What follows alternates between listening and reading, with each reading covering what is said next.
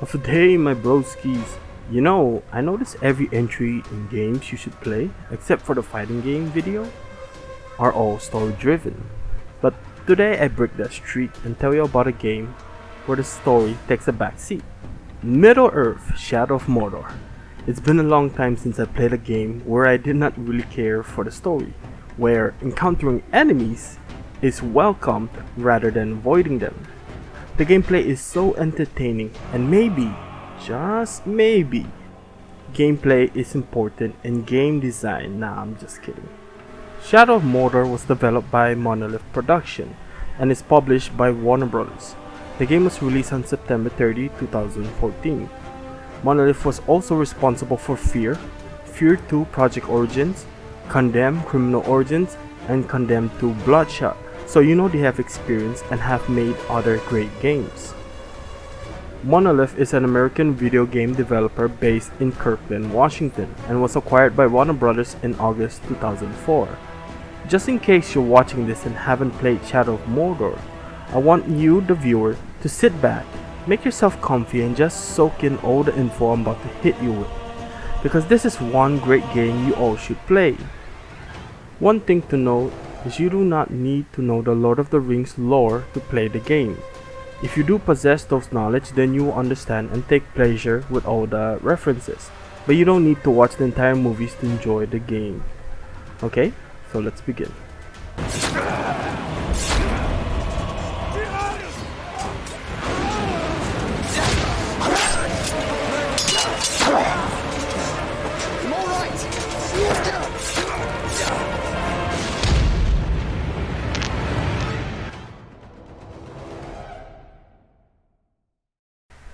One of my pet peeves in the gaming world is spending $60 for a game with little content. Now, I'm not talking about the story being the main point of the game. I've bought games like that and they blew me away with their story alone. I consider them very valuable. I'm talking about a game where the story sucks, the gameplay was repetitive, and the only thing notable was the graphics. Well, not Shadow of Mordor.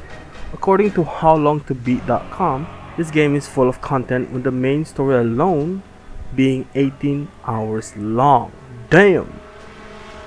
The game has many types of missions. Other than the main storyline, we have outcast missions indicated with a clenched fist. Completing this is optional, although the rescued people may later help Talion or obtain information about the members of the Sauron's army for him. Then we have the dagger, bow, and sword legends, in which places you in situations depending on what weapon icon you activated and only serves to gather more XP and gold. My favorite type of missions are the power struggle ones, where you can witness two orcs battle to the death. We can do whatever we want with this type of missions. We can either watch until someone is defeated, influence who wins the battle, or watch them struggle and take out the winner when he is severely injured, killing two birds with one stone. It's all up to you. Other ways to keep you busy are the collectibles in Shadow of Mordor. Now, these are not just collect and forget about them. They actually provide backstory and past events. They help us understand the story and everyone's mindsets at the time. Now, if the combat looks familiar, that's because it's from the Batman Arkham creators, Rocksteady, and I have to say, it really fits here.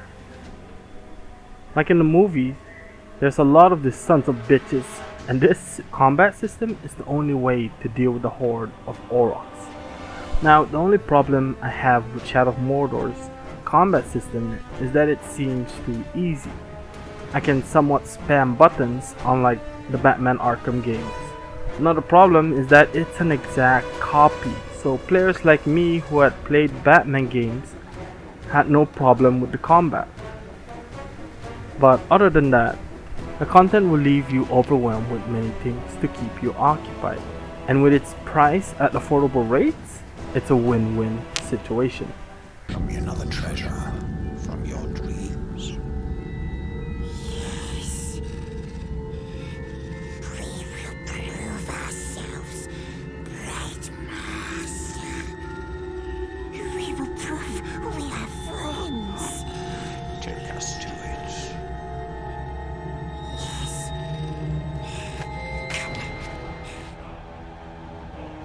The one special attribute any great game must have and produce an unforgettable experience is immersion.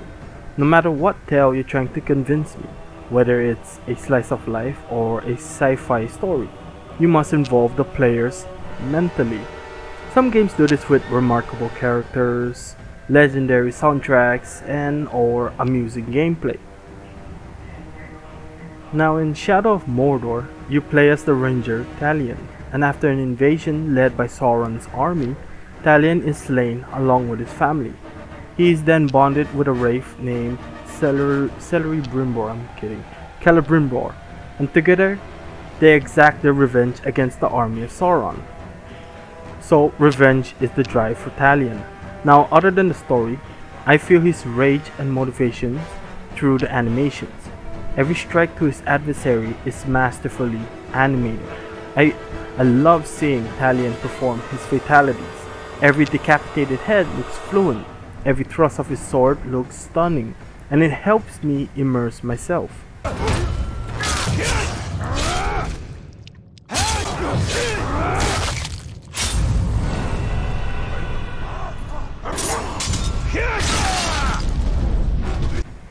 It's also the main reason why I would rather face the Uroks head on instead of sneaking past them, because it's personal now, and I want to make my enemies suffer for what they did to the protagonist.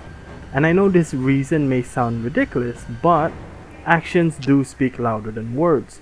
The combination of controlling Talion, decimating his foes, and witnessing them falling to the cold, wet floor, and with the sounds of Talion grunting with determination followed by the squeals from your enemies, really aids with the immersion.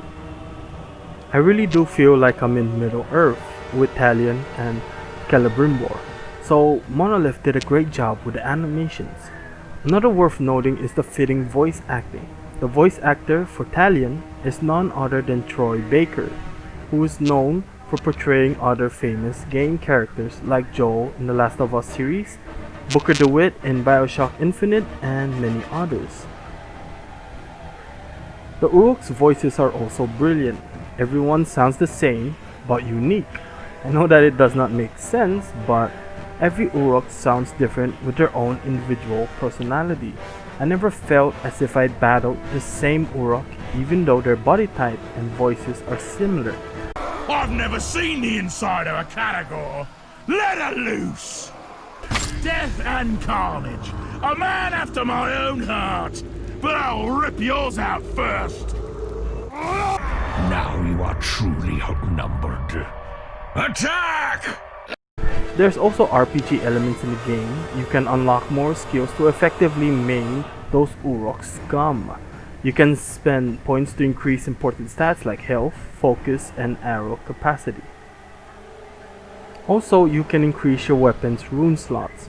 And this is great for personalizing your gameplay to some extent. And I say this because the skill tree only unlocks after you complete the other skills in the same row. You can't stick to specific type of abilities. This is where the weapon runes come into play. If you are like me and care about combat and love hunting Urok captains and Warchiefs, you can apply a rune that does more damage when performing a finisher to this enemy group. There are many runes to gather in the game and provides a unique gameplay with every playthrough. Just make sure you show up to take the place of the dead Warchief. But the Warchief's not dead. I'm going to go kill him! Good plan! I'll be right behind you.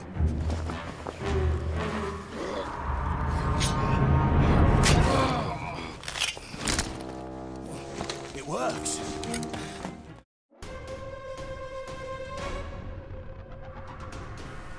The Batman Arkham series is well known for the free-flow combat system, with its unique and better take on how combat with many enemies should be.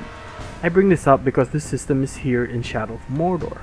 Now, Monolith has implemented their own special system called the Nemesis. So, how does it work? You can look at this system like chess.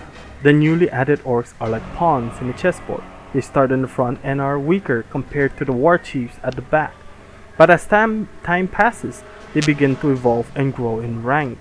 if there are open slots thanks to Talion's actions. The Warchiefs are harder to beat, with fewer weaknesses and travel with more Arc bodyguards. However, you don't automatically get to know every Orc's strength and weaknesses. The only way to learn these traits is by gathering intel.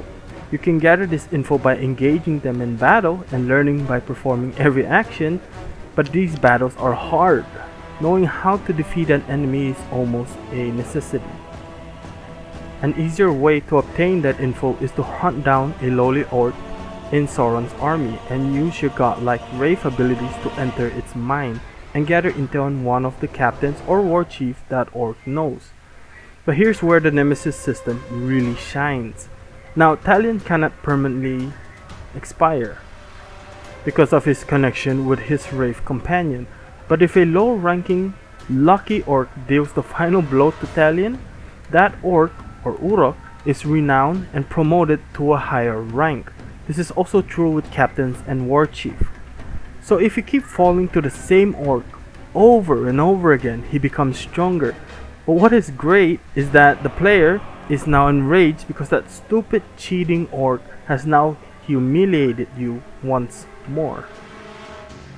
This makes the game more personal and unique because that no good cheating Orc differs with other players or second playthroughs. I can't stand those archers or projectile type of weapons, so my nemesis is called Glock the Armorer. Look at him. What a bitch. At some point in the game, towards the end, you can brand Uroks, meaning thanks to your new Wraith abilities, you can influence weak-minded enemies to infiltrate Sauron's army. You place them along the ranks, thinking they are allies, and then boom, they backstab their fellow Uroks. Or you can have Uroks under your command join you in a fight to even the odds against a particularly challenging enemy. The Nemesis system is well made with innovation. I have never seen such a very effective ranking system before. I am now eager to see what Monolith plans to do with this system and any improvements they plan to carry out. So if someone like me who really enjoys a story-driven game but can still have an extraordinary time with Shadow of Mordor, then I'm sure you would too. From the free-flow combat and Nemesis system to 30 plus hours of gameplay, this game is worth the experience. Not to mention the game being wallet friendly now, especially for the PC players.